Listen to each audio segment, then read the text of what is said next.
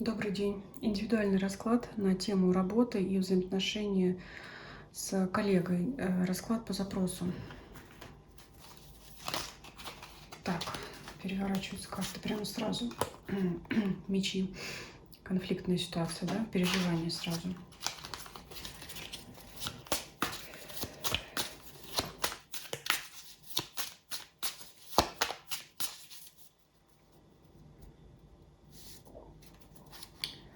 Давайте три карты в целом на обстановку, которая происходит у вас на работе. Вас посмотрим, вашу коллегу. Далее будем дополнять. Итак, давайте начнем с общего. Ну, в целом, конечно, Солнце здесь, старший аркан, Отшельник, старший аркан выпадает, и шестерка мечей. Это как раз, видимо, переход как раз на новое место. В целом все благополучно. Как раз вот эта шестерка мечей с арканом Солнца именно может показывать как повышение, так и переход, да, куда-то из одной точки А мы отправляемся в точку Б. И в целом-то вообще обстановка для вас благоприятная. Но Отшельник может, знаете, что показывать?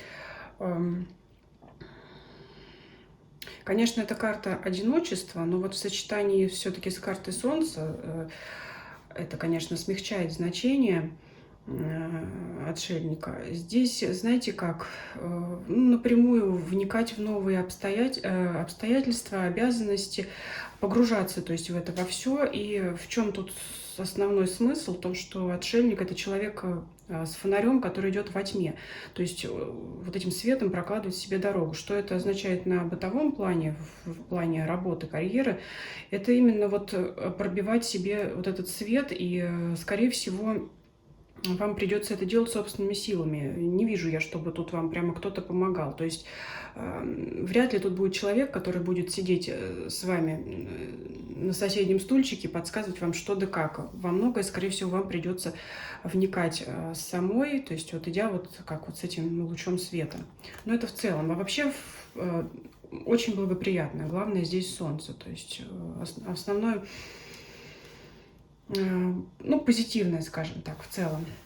Давайте посмотрим теперь ваши взаимоотношения с коллегой, да, как вы себя ведете, как она себя ведет. Ну, все, что карта покажет. Давайте вас сначала посмотрим.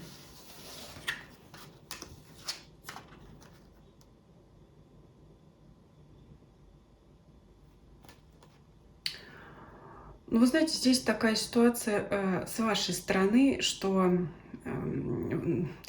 ваша коллега вам ровным счетом безразлична. То есть я буду говорить прямо, как есть. Смотрите, двойка пентаклей — это как раз ситуация ни то, ни сё. То есть когда или человек еще не сделал выбор, либо когда ему безразлично. Карта четвертый, старший аркан император — это вообще карта власти, это ощущение вашего превосходства над этим человеком. То есть, ну, то же самое, вот как в вашей ситуации, если вы старше ее по должности. То есть некое чувство превосходства есть, ну, может быть, это просто в порядке субординации, да, соблюдения должностных рангов. Ну и, собственно говоря, это отчасти может давать вот то самое ощущение безразличия как бы к этому сотруднику. Но, тем не менее, выпадает вот этот вам повешенный, это какое-то жертвенное состояние. То есть, ну, давайте еще здесь раскроем. В любом случае, вот это состояние подвешенности и жертвенности, эта карта, ну, как бы то, что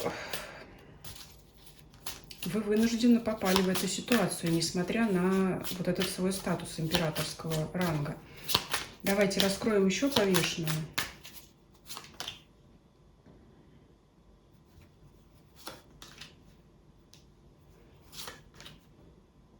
Но здесь просто карты говорят о том, что ваш вот этот вот именно внутренний статус задет был. Вот если бы не произошло этой какой-то конфликтной у вас ситуации, вам на эту девушку, вашу коллегу новую, было бы ровным счетом все равно.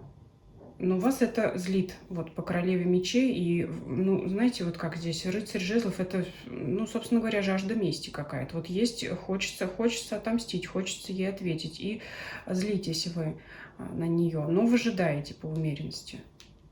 Вот так у вас выпадает. То есть для вас ее поведение явно неожиданно и раздражает.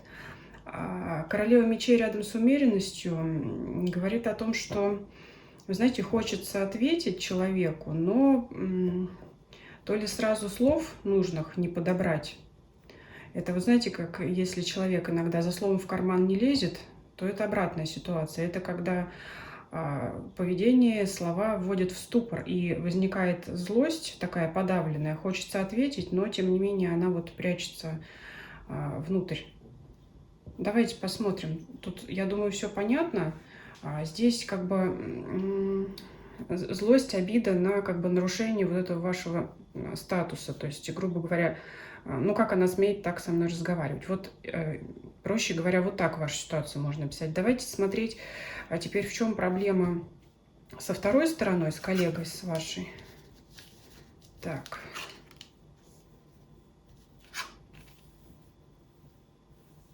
Она считает, что на нее очень много взвалили. И тоже злится. Здесь очень похожа ситуация, когда, во-первых, карта шестерка кубков, это в том числе карта детей, говорит о сотруднике неопытном, малоопытном, малознающем. И это когда... Ну, у нее ситуация похожая, как с вами, ей приходится вникать во много дел сразу, но если у вас чувствуется здесь больше уверенности в себе, что вы вот этот отшельник с фонарем, что вы сами разберетесь в каких-то непонятных и новых для вас вопросах, вы это можете воспринимать как взрослый человек, а у нее здесь такая детская обида, что я на это не подписывалась, вот так вот хочется сказать. Еще и, конечно же, туз мечей – это резкие слова. Может такое быть, это я делать не буду, это я делать не буду. И очень поведение такое очень детское. То есть она считает, что на нее слишком много взвалили. Давайте еще смотреть.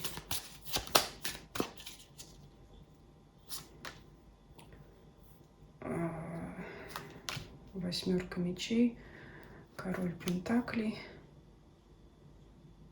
и пятерка кубков. Ну, смотрите, такое ощущение, что у нее есть чувство обманутости, такое, что она хочет быть в статусе короля пентаклей, то есть что? Получать больше денег, но не хочет на это, значит, на объем этой заработной платы, скажем так, выполнять вот этот объем работы. И она уже ощущает, что она просто не справится. Вот мне карта здесь показывает восьмерка мечей. Человек с завязанными глазами, окруженный мечами, это когда он не знает, что делать, куда идти. Ну, то есть ее эта ситуация просто вгоняет в ступор, в страх, потому что она просто, вот еще и восьмерка мечей лежит под десяткой мечей, она здесь просто, скорее всего, понимает, что она с какой-то работой вообще может не справиться. И от этого злится, а денег хочется. И вообще она, скорее всего, уже жалеет, что она на это место пришла. Мне вот так вот показывает. Ей, в общем, ей там не нравится. Но, знаете как, я вижу так, что это не связано с вами, как вот именно в личностном плане. То есть я здесь вижу агрессию ее, в принципе, на работу, и вот кто ей попадет, скажем так, под горячую руку, под ее вот этот туз мечей, значит, в ту сторону ее резкие слова и обратятся. Я не вижу, что вы ее лично как-то раздражаете. Я вижу, что просто она выплескивает негатив, потому что она не хочет и не может справляться вот с этой своей новой работой. Мне видится так, что, ну, как бы, ну, не то, чтобы кто-то эту работу делал за нее, а она за эту зарплату получала. Как бы выразиться-то? Ну, она предполагала, что ей будет легче намного. А когда она, грубо говоря, села за этот рабочий стол и поняла объем бедствия, скажем так, по ее мнению, объем бедствия, то вот ее это начало раздражать. Вот есть разочарование. Вот я думала так, мне обещали так, мне сказали так, а на самом деле мне придется выполнять работу в 3 раза больше, и я не хочу, и что это вообще такое, это я не буду. Вот я такую картину вижу. именно по детскому поведению, по большому объему задач, и просто иногда не хватает опыта, знаний это вывозить, скажем так, не по ней объем. Или просто не хочет человек.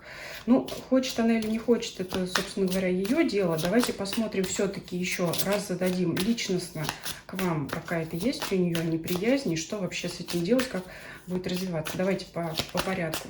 Лично к вам у нее есть какие-то претензии как к человеку, как к коллеге, как к сотруднику, вот все, что здесь покажет.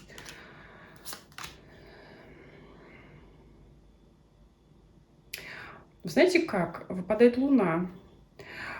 Собственно говоря, есть у нее страх вас, она вас боится. Знаете, есть такое, лучшая защита – это нападение. Здесь вы выпадаете как королева кубков, это здесь человек лояльный. То есть это человек, который может проявить взаимопонимание к другому, поддержать.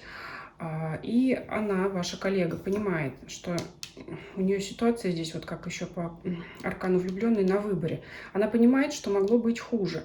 То есть вполне вероятно, для нее имело место какое-то развитие ситуации, когда ее, например, руководителем или человеком, с кем она еще могла работать, мог оказаться человек построже для нее. И тем не менее, она как-то вот все равно опасается вас.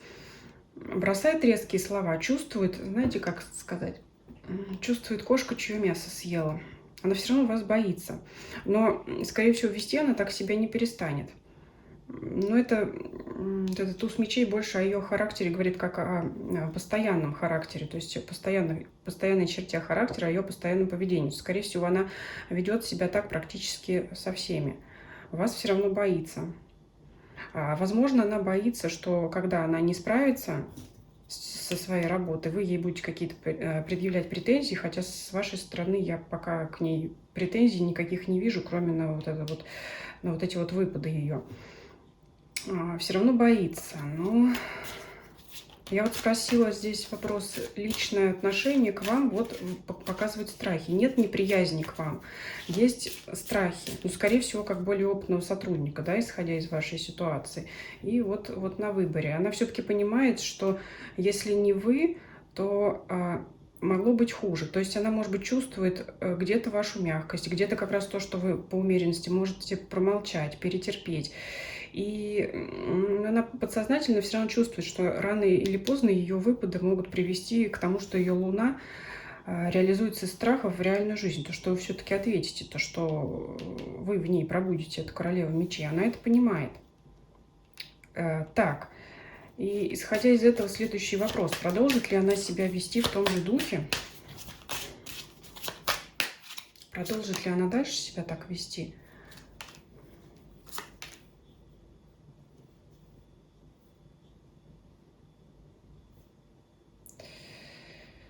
Но внутренне у нее это никуда не денется.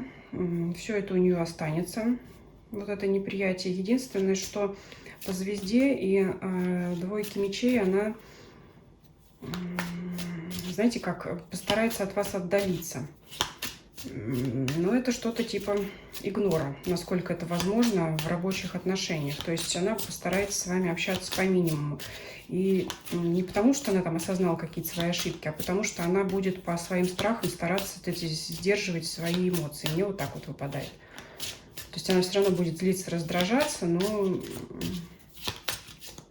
будет держать дистанцию от вас. Давайте спросим, что вам нужно делать в этой ситуации. Это вы как-то на нее должны повлиять, или она сама все-таки немножко придет в себя? Давайте спросим вам, что, как делать. Вы на нее повлияете?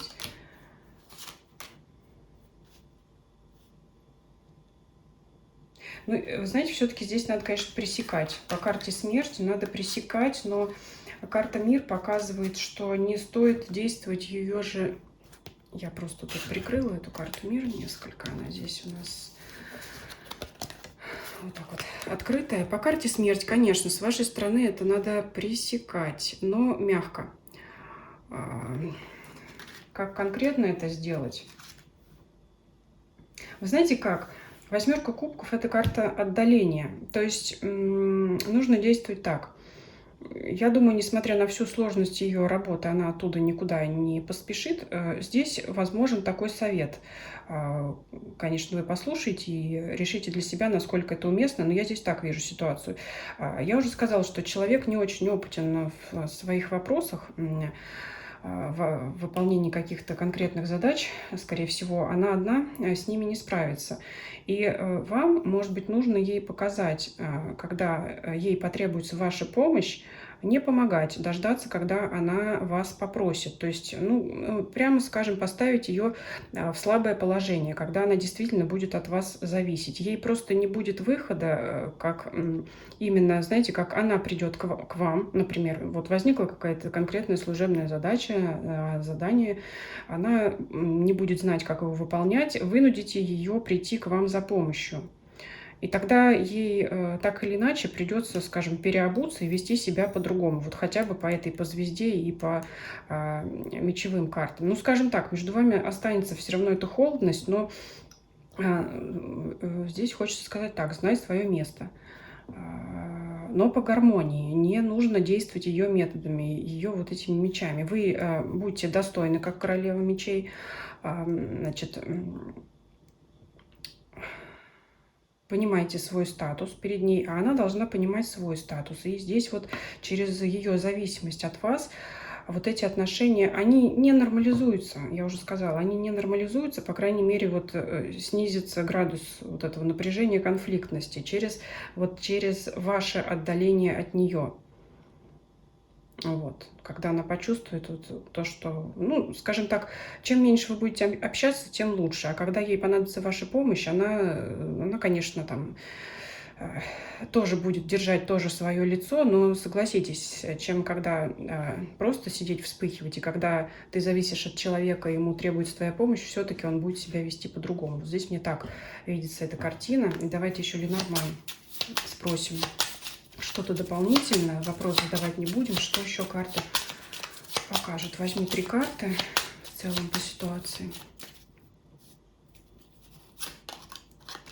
Дерево, звезда и корабль. Вот мне здесь, знаете, вообще карты не показывают взаимоотношения между вами. Мне здесь карты показывают ваше хорошее будущее на этом месте.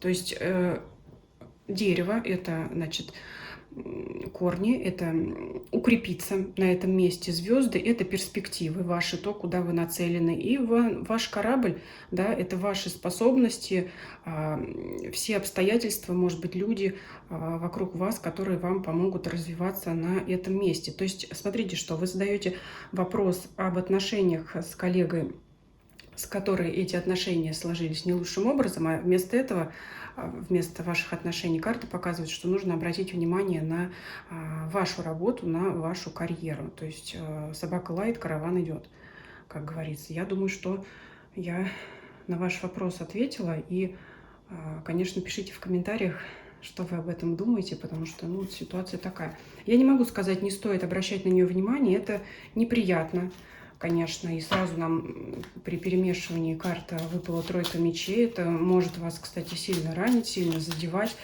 Но не показывайте ей виду, ведите себя достойно, потому что чувствуется, это может быть такой человек, который, ну, если вы покажете, что вы как-то расстроены или задеты, она только этому будет радоваться. Может быть, и в этом есть весь смысл ее поведения. Вот есть такие люди, которым нравится кого-то уколоть, и, как показывают здесь ситуации, даже не важен статус человека, выше или ниже. Поэтому продолжайте себя вести достойно и думайте о себе, о своем продвижении. Вот оно, ваше солнце.